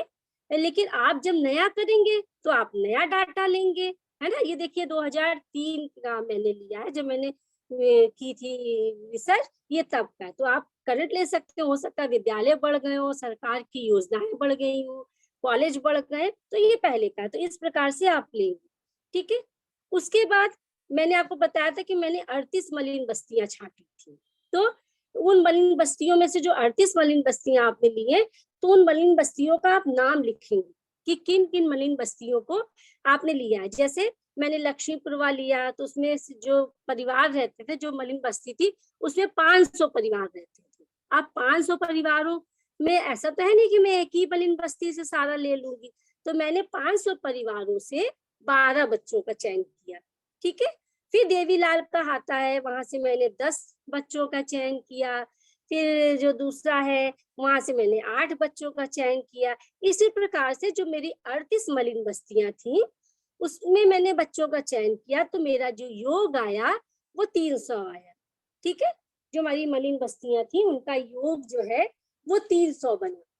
तो हमारे 300 क्या थे? सैंपलिंग थी। 300 हमारे बच्चे थे जो हमने मलिन बस्तियों से लिए। ठीक है। अच्छा, उसके बाद आवश्यक सूचनाएं। जब आपका ये डाटा निकल आता है, तो उसमें बच्चों को आप किस प्रकार से वर्गीकरण कर रहे हैं। तो सबसे पहला जो मैंने निकाला था कि आयु के अनुसार, भाई हमारी आयु क्या थी बच्चों? 1 से 5 वर्ष। तो मैंने आयु के अनुसार बच्चों का चयन किया था। तो 1 से 2 वर्ष के हमारे कितने बच्चे थे? 79 का जो प्रतिशत था वो 26 था। फिर 2 से 3 वर्ष के कितने बच्चे थे? 93, जिनका प्रतिशत था 31.0। ठीक। फिर 3 से 4 वर्ष के कितने बच्चे थे? इस प्रकार मेरे जो बच्चों की संख्या थी वो 300 थी। हमारा जो प्रतिशत था वो 100 था। क्लियर? अच्छा, फिर उसके बाद ये तो मैंने कॉमन बच्चे लिए थे, जिसमें 300 बच्चों को लिया था। अब 300 बच्चों में फिर मैंने जैसे बताया कि बालक बालिका दोनों का मेरा रिसर्च था, तो मैंने बालक कितने लिए, उसमें बालिकाएं कितनी थी। तो मेरे जो बालक थे, इसमें एज सभी एज के बालक थे, तो जो मेरे बालक थे वो 158 थे। उनका जो प्रतिशत था 52.7 था। और बालिका जो थी वो जो थी 142 थी, और उनका प्रतिशत था 47। अच्छा, ये इसमें आप देख रहे होंगे कि मेरी बालिकाएं कम थी, बालक ज्यादा थे। तो एक जनगणना उस समय 2001 में जब जनगणना हुई थी, तो उसमें पुरुष की जनसंख्या में महिलाओं की जनसंख्या कम थी। मतलब जो लड़कियां थी वो कम थी और पुरुष ज्यादा थे। तो आप जब ये वाली तालिका आप दिखाओगे, सारणी जब आप दिखाओगे, तो आप उसमें लिखेंगे कि मतलब आपके बालक क्यों ज्यादा थे, आपकी बालिकाएं क्यों कम थी। जैसे आप अगर रिसर्च करोगे तो हो सकता है बालिकाएं ज्यादा हो जाए। तो उस समय की जो जनसंख्या आपकी हुई थी, तो जैसे मैंने रिपोर्ट निकलवाई थी कि 2000 की जो जनसंख्या थी, उसमें बालिकाओं की संख्या तीनों स्तर में कम थी। तीनों स्तर का मतलब है कि 1 से 2 वर्ष, 2 से 3 वर्ष, जितने भी वर्ष थे, उसमें इनकी जनसंख्या जो कम थी। और कुछ इसमें जो थे, जो मैंने रिव्यू ऑफ लिटरेचर देखा था, कि इसमें जो श्रीवास्तव जी हैं, उन्होंने 95 में जब अपनी रिसर्च की थी, उसमें भी बच्चों की जो अपेक्षा लड़कों की संख्या अधिक थी। तो इसमें आप कुछ रिव्यू ऑफ लिटरेचर डाल सकते हैं कि क्या आप ही समय में ऐसा था। नहीं, आप ये भी डाल सकते हो कि नहीं, पहले भी ऐसा था। जैसे मैंने इसमें 2-3 डाला है। जैसे मैंने श्रीवास्तव का डाला, जिन्होंने 95 में जब रिसर्च किया था, तब भी लड़कियों की संख्या कम थी, लड़कों की संख्या ज्यादा थी। फिर 99 में जोशी जी ने जो परिणाम निकाले थे, उसमें भी लड़कियों की संख्या कम थी और लड़कों की संख्या ज्यादा थी। जैसे 2003 में श्रीवास्तव जी ने रिसर्च की थी, पीएन श्रीवास्तव थे, उन्होंने जब रिसर्च की थी, तो उसमें भी लड़कियों की संख्या कम थी, लड़कों की संख्या ज्यादा थी। तो आपका जो भी डाटा निकल के आया, इस हिसाब से आप सारणी बनाएंगे। क्लियर? अच्छा, उसके बाद मैंने जो निकाला कि संख्या क्या थी, जो लोग वहां के थे, जो पेरेंट्स थे, वो कितने पढ़े लिखे थे। जैसे मैंने आपको बताया था ना कि मेरा उद्देश्य क्या था, कि शैक्षिक स्थिति वहां की कैसी थी। तो वहां के जो शैक्षिक स्थिति आप चार्ट में देख रहे होंगे कि वहां पे अशिक्षित लोग ज्यादा थे। 125 लोग अशिक्षित थे। ठीक है। जिसमें से 125 माता थी और 84 पिता थे। मतलब रेशियो क्या निकल रहा है इसमें भी कि जो पुरुष वर्ग था वो फिर भी थोड़ा पढ़ा हुआ था, जो महिलाएं थी वो पढ़ी हुई नहीं थी। फिर आप देखिए प्राइमरी स्कूल 103 जो माताएं थी वो पढ़ी लिखी थी और जो पिता थे 70, मतलब इसमें रेशियो क्या हुआ, थोड़ा सा महिलाओं का ज्यादा हो गया। महिलाएं जो है 100, जो महिलाएं जो थी सिर्फ प्राइमरी तक पढ़ी थी, ठीक है, और जो पुरुष वर्ग था वो 70 लोग पढ़े थे। फिर हाई स्कूल कितने लोग थे, इसमें भी माताएं जो थी वो 50 ही थी और पुरुष क्या थे वो 100 थे। जो पुरुष थे उन्होंने ज्यादा हाई स्कूल की, मतलब जो वो लोग हाई स्कूल तक पढ़े थे, जो माताएं थी वो हाई स्कूल भी नहीं पढ़ी थी। अच्छा अब इंटरमीडिएट में आ जाइए, इंटरमीडिएट में तो रेशियो और कम हो गया था। जो माताएं थी, जो फीमेल वर्ग था वो कम पढ़ा लिखा था, 20 सिर्फ 20 लोग ही थे, और जो पुरुष थे वो 42 थे, ठीक। तो इसमें भी पुरुषों की संख्या ज्यादा आ रही थी, मतलब वो ज्यादा पढ़े लिखे थे। स्नातक तक में महिलाएं सिर्फ 2 ही पाई गई। जब उनसे पूछा गया तो सिर्फ पूरे 300 में सिर्फ 2 माताएं, मतलब 2 जो फीमेल थी वो पढ़ी ली, स्नातक तक पढ़ी थी, और जो पुरुष थे सिर्फ 4 थे, मतलब वहां पे शिक्षा का अभाव था। तो जब आप इस तरह की जब सारणी बनाएंगे तो उसमें भी आप जो आप रिव्यू ऑफ लिटरेचर आपने लिया है ना, तो आप इसमें भी लिखेंगे कि इतने इतने लोग ऐसे पढ़े लिखे थे, ऐसे थे, और फिर क्यों पढ़े लिखे कम थे, मतलब क्या कारण था, उसका भी आप थोड़ा सा डिटेल दे दोगे कि वो ये कारण था कि वहाँ पढ़ाई का बहुत ज्यादा महत्व नहीं था, महिलाओं को पढ़ाने के लिए जोर नहीं दिया जाता था, और लोगों को लगता था कि अरे पढ़ेंगे तो पैसा जाएगा, इसलिए वो काम पे लग जाते थे। पुरुषों के साथ भी यही था, महिलाओं के साथ भी यही था, लेकिन महिलाओं के साथ ज्यादा था। उनको लगता था अरे अगर हम पढ़ा लिखा देंगे तो ये कौन सा काम कर लेंगी, ठीक है। तो ये जो सोच थी, इसमें हमारा जो स्तर था वो गिरा हुआ था। इसको ये देखो बेटा, मैंने बार डायग्राम के अकॉर्डिंग ये देखो मैंने दर्शाया है कि जो अशिक्षित थी वो 125 थी, है ना, और पुरुष जो थे 85 थे। तो आप बार डायग्राम के द्वारा या और अच्छे प्रकार से आप उसको डिफाइन कर सकते हो। आप अपनी थीसिस को जितना अच्छा लिखोगे, जितने अच्छे से उसको डिफाइन करोगे, उतना ही अच्छी आपकी थीसिस होगी, ठीक है। अच्छा, उसके बाद देखिए ये बालक और बालिकाओं में कुपोषण जो था उसका स्तर क्या था। जो उनका कुपोषण था, मैंने तो कई तालिकाएं बनाई, लेकिन बहुत मैं आपको सब नहीं दिखा सकती हूँ क्योंकि बहुत दिखाने में आपको बहुत टाइम लगेगा। तो मेन मेन आपको दिखा रही हूँ कि जैसे मैंने किन बच्चों को लिया, शिक्षा का महत्व क्या था। जैसे मैंने आय के अकॉर्डिंग भी तालिका बनाई थी कि जो उनकी इनकम थी वो कैसी थी, है ना, किस हिसाब से उनकी इनकम थी। तो इसमें देखो कुपोषण के स्तर पर कि जो हमारे बालक थे प्रथम डिग्री, द्वितीय डिग्री, तृतीय डिग्री और सामान्य, ये मैंने 3 उसमें डिवाइड किया, और सामान्य बच्चे हमारे कितने पाए। अच्छा, अब ये आप कैसे डिवाइड करोगे, मैंने आपको बताया था कि मैंने आईसीएमआर और हार्वर्ड की जो उन्होंने रेशियो निर्धारित किया है उसके अकॉर्डिंग मैंने ये स्तर को जाना कि कौन से बच्चे कुपोषित हैं, कौन से बच्चे कुपोषित नहीं। तो बालक जो थे प्रथम वर्ष में 1 से 2 वर्ष में जो बालक थे वो 8 थे, और बालिकाएं जो थी वो 13 थी, ठीक है। मतलब जो बालक बालिकाएं थी उनमें भेद नहीं हो रहा था, छोटे बच्चों में भेद नहीं हो रहा था और वो बराबर थी। उसके बाद आपका देखिए 2 से 3 वर्ष में 21 बालक थे और 26 बालिकाएं थी, मतलब वो कुपोषण की स्थिति में नहीं हो रहे थे। और जो बालिकाएं लास्ट में आप देखिएगा कि 4 से 5 वर्ष में, आप इधर देखिए तृतीय श्रेणी में जो बालक थे वो 5 थे और बालिकाएं 9 थी। मतलब कि इस स्थिति में क्या था कि जो बालिकाएं थी वो कम कुपोषित थी। क्यों कम कुपोषित थी कि उस एज में क्या था कि जो बालक थे वो लाड प्यार में बिगड़ गए थे।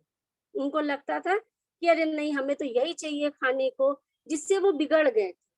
तो और बालिकाएं क्या थी, उनको जो कुछ भी मिल रहा था वो खा लेती थी, तो उनकी जो स्थिति थी थोड़ी सी हेल्दी पाई गई। मतलब वो जो बालिकाएं थी वो बालकों की अपेक्षा कम कुपोषित थी। अच्छा, एक जो मेरी रिसर्च निकली कि जो बच्चा कुपोषित था वो बहुत ज्यादा कुपोषित था, और जो कम कुपोषित था, जैसे कुपोषण का जो स्तर था, बहुत ज्यादा कुपोषित था। उसकी स्किन बहुत खराब थी, उसके जो बाल थे वो अजीब से थे, और उसकी जो आंखें थी वो वाइट सफेद थी, मतलब विटामिन की कमी थी, और उनके दांत टेढ़े मेढ़े थे। तो इस प्रकार से बालक कुपोषित पाए गए। मतलब जो मेरी रिसर्च थी, जो मेरी हाइपोथेसिस थी, जो मैंने परिकल्पना की थी, उसमें मेरा जो रिजल्ट आया था वो सही आया। बस रिजल्ट कहाँ गड़बड़ आया था कि जब बालिकाएं 4 से 5 वर्ष में थी, तो जो बालिकाएं थी वो थोड़ी सी कम कुपोषित पाई गई। तो उसके लिए मैंने एक नोट लिखा कि इस एज में जो बालक होते हैं वो लाड प्यार में बिगड़ जाते हैं, उनको जिद्दी हो जाते हैं, चिड़चिड़े हो जाते हैं, जिस वजह से वो बाहर की चीजों को ज्यादा खाते हैं। जैसे वो फ्रूट्स खा रहे थे, लेकिन मैंने बताया था आपको कि खुले हुए खा रहे थे, उनको धोना नहीं था। जैसे हम लोग घर में लाते हैं, फिर उसको हम लोग धो के रखते हैं, फिर हम लोग खाते हैं।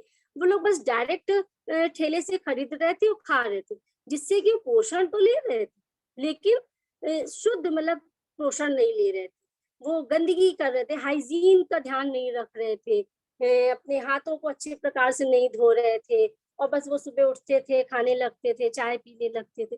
तो सफाई का ध्यान नहीं था। जैसे उनके घरों में भी देखा, माताएं काम पे चली जाती थी। जैसे बहुत सी माताएं ऐसी थी, जब मैंने कार का वर्गीकरण किया था, कि जो माताएं थी वो घरों में बर्तन मांजने का काम करती थी, या जैसे कुछ और फैक्ट्रियों में काम करती थी, तो वो तो सुबह चली जाती थी। जो बच्चे होते थे वो बराबर बिगड़ रहे होते थे, वो बस पूरे दिन घूमते रहते थे, इधर उधर चल रहते थे, इस वजह से उनके स्वास्थ्य पर प्रभाव पड़ रहा था।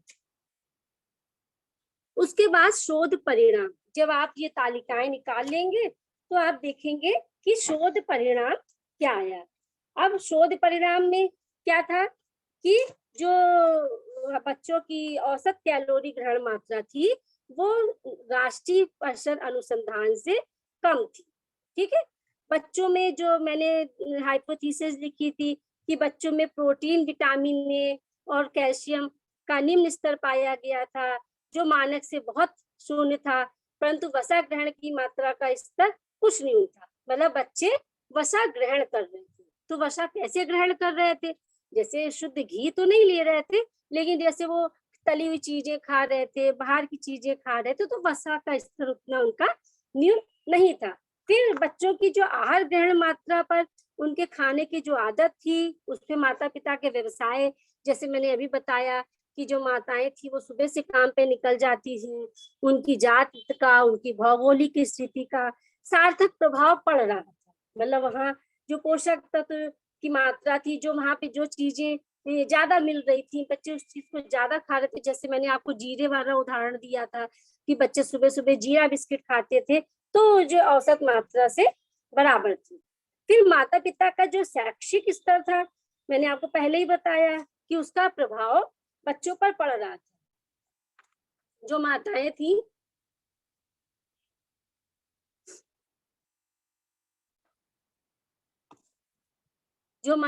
थी वो किस प्रकार से उनकी शिक्षा का प्रभाव पड़ रहा था।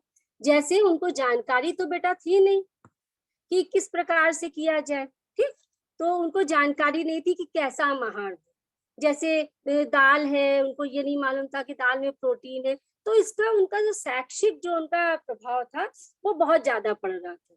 अच्छा, ये तो शिक्षा की बात होगी क्योंकि उनको नॉलेज ही नहीं थी।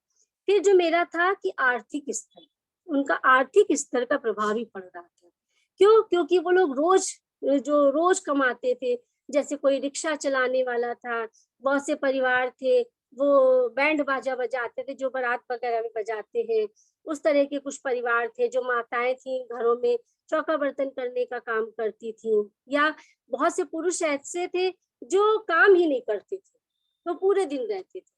और एक आदत इन बस्तियों में बेटा ये भी देखने में आई कि यहाँ के जो लोग थे पूरे दिन में जो भी कमा कर लाते थे, इसलिए इनकी आर्थिक स्थिति अच्छी नहीं थी, कि जो भी वो कमा कर लाते थे वो खाने पीने में, दारू में, इन चीजों में खर्च कर देते थे। तो परिवार में सही पोषण नहीं दे पा रहे थे। ठीक है, परिवार को सही पोषण न देने के बावजूद वो इन चीजों में खर्च कर देते थे। तो इसका प्रभाव, जो उनकी आदतें थी, जो उनकी भौगोलिक, इसका प्रभाव भी उन पे पड़ रहा था। वहाँ का वातावरण, जैसे मैंने बताया कि मलिन बस्तियों का वातावरण तो बहुत खराब होता है। हमारे जो जितने भी आप देखिए ये क्रिमिनल्स होते हैं, जितनी बुराइयां होती हैं, ये हमारी मलिन बस्तियों से निकलती है।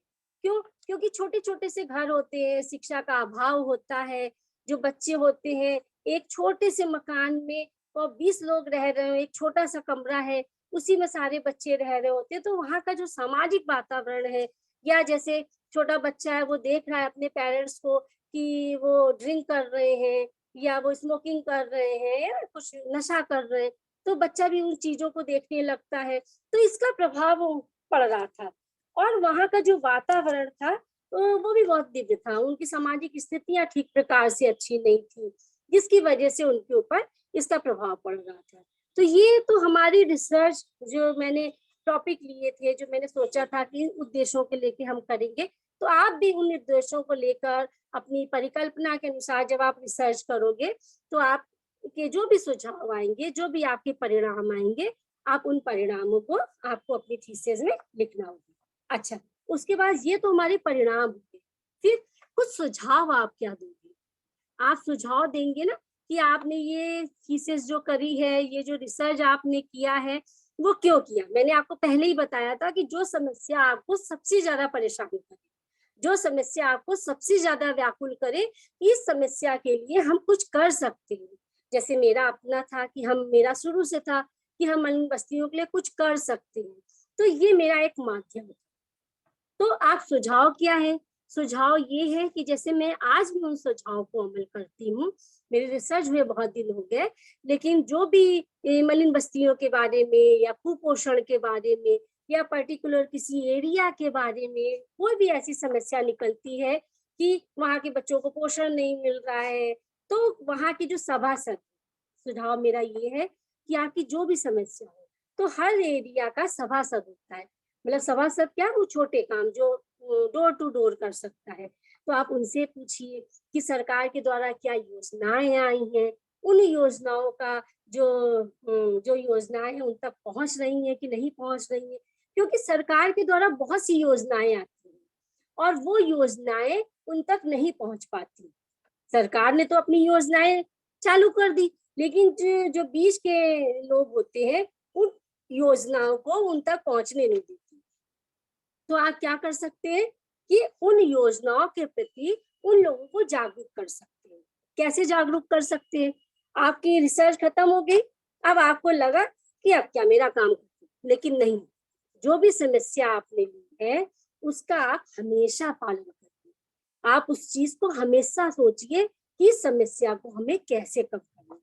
तो आप जैसे वहां जाइए, थोड़ा सा समय अपना दीजिए। आप शाम को चले गए या आपको कभी भी हफ्ते में एक दिन आपको अगर समय मिल रहा है, जैसे मेरी मलिन बस्ती थी, तो मैं क्या करती हूँ, वहाँ के जो लोग हैं, महिलाओं को कुछ पोषण तत्वों की जानकारी देने की कोशिश करती हूँ, मैं वहाँ जाती हूँ। अच्छा, जब मैं वो भर रही थी अपनी प्रश्नावली, तो मैं साथ साथ उनको ज्ञान भी दे रही थी, मतलब उनको पोषण की जानकारी भी दे देती थी। मैं उनको बता देती थी कि जो आप दाल दे रही हैं, अगर आप प्रोटीन नहीं दे सकती हैं तो सस्ते में आप क्या दे सकती हैं।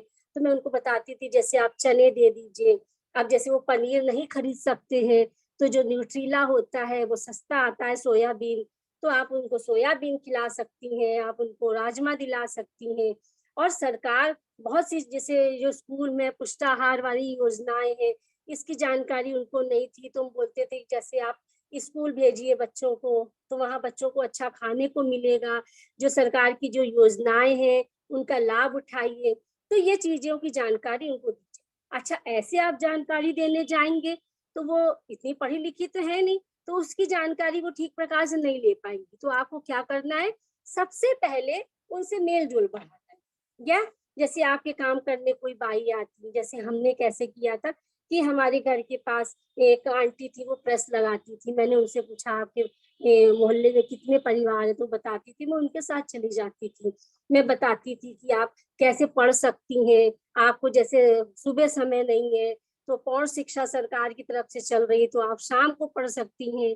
या कुछ जैसे हमारे कॉलेज में एनएसएस चलता है, अभी हमारे कॉलेज में 7 दिवसीय एनएसएस के तहत बच्चों का पोषण कैसे किया जाए, महिलाओं को कैसे शिक्षा दी जाए, आज ही उसका समापन था।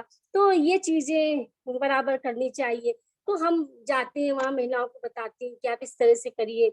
जो सरकार की जो योजनाएं हैं, जैसे फ्री राशन है, उज्ज्वला योजना, इन योजनाओं को उनको जानकारी देना कि आप किस प्रकार से अपनी चीजों को बढ़ा सकते हैं, कैसे बच्चों को पोषित कर सकते हैं, कैसे माताओं को आप ज्ञान दे सकते हैं। अच्छा, ये तो आपकी बात हो गई। अब कैसे क्या है कि शाम को जैसे कुछ बच्चों के साथ या जो मोहल्ले के लोग हैं उनके द्वारा कुछ नुक्कड़ नाटक तैयार किया जाए, नुक्कड़ नाटक के द्वारा उनको बताया जाए, कुछ पपेट्स है, क्योंकि अगर ऐसे उनको हम लेक्चर देंगे तो उनको समझ में नहीं आएगा। लेकिन अगर नाटक के माध्यम से उनको बताएंगे कि एक बच्चा जो पोषण ले रहा है, देखो कितना स्वस्थ है, पढ़ने में अच्छा है, दूसरा जो आपका बच्चा है कुपोषित है, इसके बाल खराब है, इसकी स्किन खराब है, तो उनको समझ में आएगा कि हम किस प्रकार से ये अपनी बात को रख सकते हैं। तो नुक्कड़ नाटक की जगह, या जैसे अभी कोरोना काल था, बहुत ही स्थितियां खराब थी, सबको पता है कि अच्छे अच्छे व्यवसाय बंद हो गए, तो इन लोगों को घर में लोग काम के लिए नहीं बुलाते थे। जहां वो काम करने जा रही थी, लोगों ने मना कर दिया था कि आप काम मत करिए, तो खाने की समस्या आ गई थी। तो हमारे एरिया में एक रसोई का निर्माण किया गया, जिसका नाम दिया गया मोहल्ला रसोई। ठीक, उसमें सारे लोग, जितने भी परिवार के लोग थे, सारे कुछ ना कुछ उसमें देते थे, और एक हलवाई के माध्यम से लंच पैकेट बनवाए जाते थे। फिर शाम को सुबह वो लंच पैकेट उन लोगों तक पहुंचाए जाते थे, तो जिससे उनकी समस्या का निवारण हुआ, उनको अच्छे प्रकार से खाने को मिला। तो आप ये मेरा सुझाव है कि जो भी आप टॉपिक ले रहे हो, उस टॉपिक के द्वारा जो भी आप उसकी समस्या है, वहां आप रुक मत जाइए, अपनी रिसर्च वहां खत्म नहीं करिए, आप आगे बढ़ते जाइए। आप ये सोच लीजिए कि हम इस समस्या को जड़ से कैसे खत्म कर सकते हैं। जैसे मेरा कुपोषण है, तो बच्चों को कैसे जानकारी दे सकते हैं। ठीक है, बाकी कुछ आप लोगों को और प्रॉब्लम हो, मैं कुछ फोटो अभी शेयर करती हूँ कि मैंने जो वहां जब गई थी कि मलिन बस्तियां कैसी होती हैं, वो मैं आपको दिखा रही हूँ कि जो वहां की मलिन बस्तियां थी।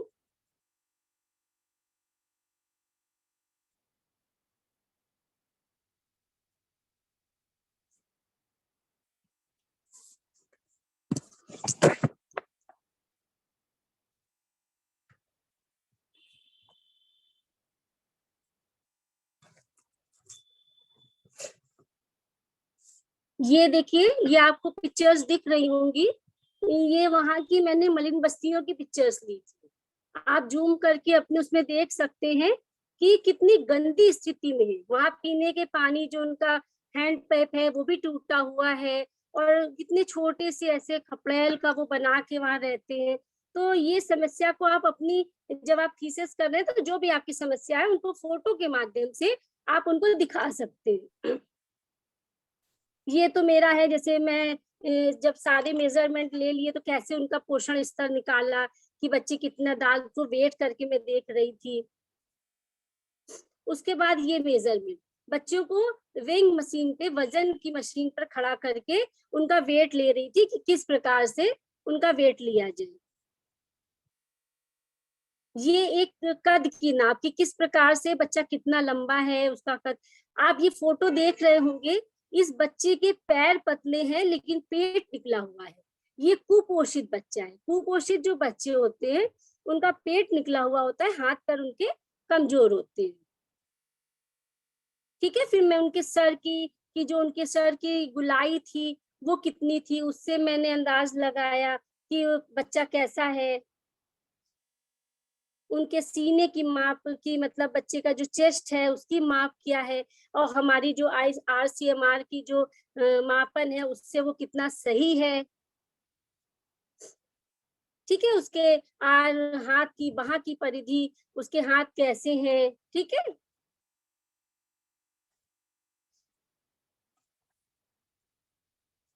तो ये मैंने अपनी चीजें आपको शेयर की कि जब मैंने रिसर्च करी तो क्या मेरे, कैसे रिसर्च करी, कैसे टॉपिक लिया, क्या समस्याएं आई, है ना।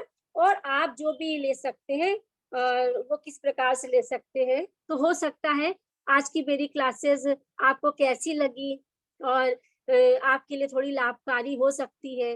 बाकी अगर आपको कोई प्रॉब्लम हो, आपको अगर ऐसा लगे कि नहीं मुझे कुछ समझ में नहीं आ रहा है, तो आप मुझसे बाद में भी पूछ सकते हैं। ठीक है? चलो ओके बेटा, थैंक यू।